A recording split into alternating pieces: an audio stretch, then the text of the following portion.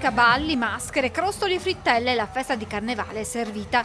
L'Odissea di Spresiano anche quest'anno apre le porte ai ragazzi diversamente abili e agli operatori dei centri diurni della Marca per una giornata organizzata con l'USL 2 all'insegna dell'allegria e dello stare insieme. È utilissimo fare questo tipo di iniziative, io spero insomma ce ne possano essere altre sul territorio. E niente, bisogna ringraziare davvero la famiglia Venerandi e anche l'azienda che insomma supporta questo tipo di iniziative che sono vitali e fondamentali per il territorio. Questa è una delle tante iniziative organizzate per incentivare l'inclusione di questi ragazzi, permettendo loro di trascorrere alcune ore in modo diverso dal solito. In contesti che sono contesti dei cosiddetti normali, dove i nostri ragazzi, le nostre persone possono provare l'esperienza e provare anche l'emozione di andare. Qualcuno di loro oggi mi ha detto è la prima volta che io entro in discoteca, ed è vero, perché altrimenti forse non sarebbero mai arrivati.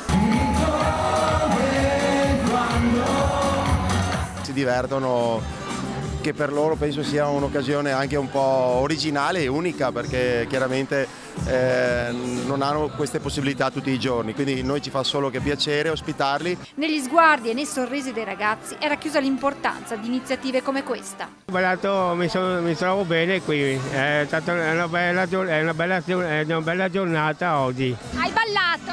Sì, un pochino, ma è bellissimo. L'unica cosa è divertirsi è la semplicità, stare in compagnia e volersi bene. Questa è una festa grande questa oggi.